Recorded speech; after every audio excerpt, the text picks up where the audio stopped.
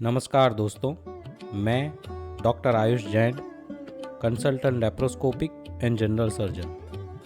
पिछले अंक में हमने देखा कि रावण अपने स्थान से आगे बढ़ा और मार्ग में आने वाले समस्त राजाओं को वह अपने आज्ञाधीन बनाते जा रहा था, मंदिरों का जीर्णोद्धार कराते जा रहा था और धर्म फैलाते जा रहा था, और रास्ते में आने वाले मुनि और साधुओं को वह नमस्कार करता जा रहा था। एक बार रावण अपनी यात्रा के मध्य में एक नगर में रुका हुआ था।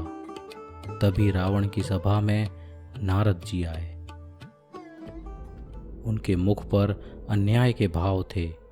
उनकी सहज विनोदपूर्ण वृत्ति उनके मुख पर नहीं थी। नारद जी को चिंतित देखकर रावण ने उन्हें कारण पूछा। नारद जी ने कहा, दशानन, राजपुर नगर में मरुत राजा राज्य करता है। वह मिथ्यात्वी से भरमाया हुआ है और हिंसक यज्ञ कर रहा है। यज्ञ में आहुति देने के लिए बहुत से पशुओं को उसने एकत्रित किया है।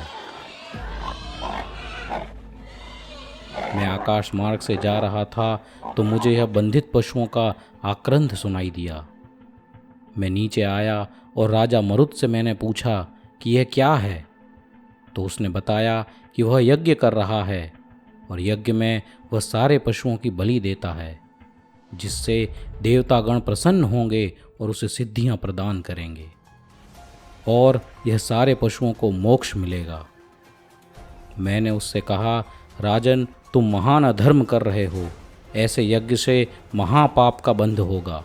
यज्ञ करना है तो अपने आप में करो। अपने शरीर को यज्ञ की वेदी बनाओ, आत्मा को यजमान करो और अपने कषायों रूपी पशु की आहुति दो। क्या रक्त और मांस जैसी घृणा उत्पन्न करने वाली वस्तुओं से देव प्रसन्न होंगे? तुम भ्रम में हो राजन, तुम्हें ऐसा घोर पाप नहीं करना चाहिए। मेरी बात सुनकर मरुत के ब्राह्मण क्रुद्ध हुए और डंडे से मुझे मारने दौड़े कि मैं उनकी वैदिक परंपरा तोड़ने की बात कर रहा हूँ।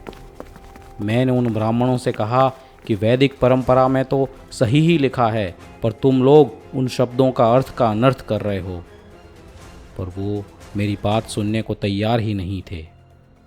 दशानन, इस वक्त अभी तुमसे ज़्यादा शक्तिशाली राजा यहाँ कोई नहीं है। तुम वहाँ मेरे साथ शीघ्र चलो और उन राजा को सद्बुद्धि दो। नारद जी की बात सुनकर रावण उनके साथ यज्ञ स्थान पर आया। मरुत राजा का बल रावण की तुलना में विराट हाथी के सामने एक चींटी के बराबर का था। मरुत ने दशानन को प्रणाम किया और ऊंचे आसन पर उन्हें विराजमान किया। दशानन ने कहा, मरुत, जैसे अपने शरीर को घाव लगे तो दुख होता है, वैसे ही पशुओं को भी दुख होता है और किसी को भी दुख देकर मुक्ति नहीं मिलती। तुम यह हिंसक यज्ञ छोड़ो और सच्चा धर्म समझो। यह हिंसा छोड़ो और अहिंसा में आओ। इस प्रकार रावण के समझाने से मरुत राजा को भान हुआ कि वह गलत कर रहा है। सचमुच कुछ व्यक्ति सत्य तभी स्वीकार करते हैं जब उस सत्य के साथ शक्ति हो। दशानन की आज्ञा की अवहेलना करने का सामर्थ्य मरुत में नहीं था। उसकी बात मानकर मरुत ने यज्ञ में पशु हिंसा बंद कर दी और समस्त पशुओं को मुक्त कर दिया। यह घटना के बाद रावण को विचार हुआ कि यह पशु बलि जैसी भयंकर और क्रूर प्रथा यह पवित्र यज्ञ में कैसे शुरू हुई होगी, क्योंकि दूसरे को दुख ना पहुंचाना यह तो धर्म की नींव है, और ऐसे धर्म में पशु हत्या, ऐसा कैसे हुआ होगा? अपने मन में चलते विचारों से दशानन ने नारद जी को पूछा, नारद जी, पशु बलि का उद्गम यज्ञ प्रथा में कैसे हुआ? नारद जी ने यह वृतांत सुनाया। अयोध्या नगरी में इक्ष्वाकु कुल में एक राजा हुआ ययाति, और उसका पुत्र हुआ वसु। वसु जब थोड़ा बड़ा हुआ तो राजा ने उसे गुरुकुल में शिक्षा प्राप्त करने के हेतु भेजा। उसी गुरु के आश्रम में मैं और वसु विद्या अभ्यास करते थे। और गुरु का पुत्र था पर्वत। मैं, वसु और पर्वत हम तीनों अच्छे मित्र थे। एक बार हम तीनों शिष्य गुरु के साथ बाहर सो रहे थे।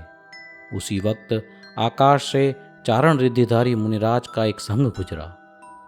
एक मुनि ने कहा कि इन 3 शिष्यों में से एक नरकागामी होगा। मुनि के वचन सुनकर गुरु को अत्यंत व्याकुल और दुख उत्पन्न हुआ। उनके शिष्य में ऐसा कुबुद्धि वाला कौन है जो नरकगामी होगा? क्योंकि या मति सा गति, अर्थात जैसी मति वैसी गति। गुरु का मन उठ चुका था। उन्हें लगा कि मेरी विद्या में ऐसी कौन सी कमी है कि मेरा बनाया हुआ शिष्य नरकगामी होगा। उन्होंने अपनी पत्नी और पुत्र को छोड़ दिया और पूर्ण रूप से सन्यासी दीक्षा लेकर वह उसी रात्रि से आश्रम से चले गए। और दशानन, सुबह जब हम तीनों उठे तो गुरु को पास ना देखकर हम चिंतित हुए। गुरु पत्नी का तो रो रो कर बुरा हाल था। राजा भी अपने पुत्र के शिक्षक गुरु से चले जाने से बहुत दुखी था। गुरु पत्नी का पूरा मोह अब अपने पति से हटकर अपने पुत्र पर्वत पर आ गया। नारद जी ने आगे कहा, दशानन, धीरे धीरे कई वर्ष बीत गए। मैंने दीक्षा ले ली और नारद मुनि बन गया। और वसु तो राजा का पुत्र था। उसके पिता ने भी कालांतर में अपना राज्य का कारभार उसे देकर राजा ने भी दीक्षा ले ली। और पर्वत अब बड़ा होकर उसी आश्रम में बालकों को शिक्षा देने लगा। इस प्रकार हम तीनों मित्र अपने अपने में व्यस्त हो गए और हमने कभी सोचा भी नहीं था कि हम फिर कभी मिल पाएंगे, पर भविष्य में कुछ और ही होने वाला था। एक बार राजा वसु जंगल में शिकार हेतु गया। वहां उसे जंगल में एक जगह हिरन के पीछे दौड़ते हुए उसका घोड़ा ठोकर खाकर गिर पड़ा। वसु ने उठकर देखा तो उसे कुछ नहीं दिखा, पर जब अच्छे से जांच की तो पता चला कि एक अत्यंत निर्मल स्फटिक की शिला थी, जो इतनी निर्मल थी कि उसके आर पार दिखता था। लगता था जैसे वहां पर सिर्फ हवा हो।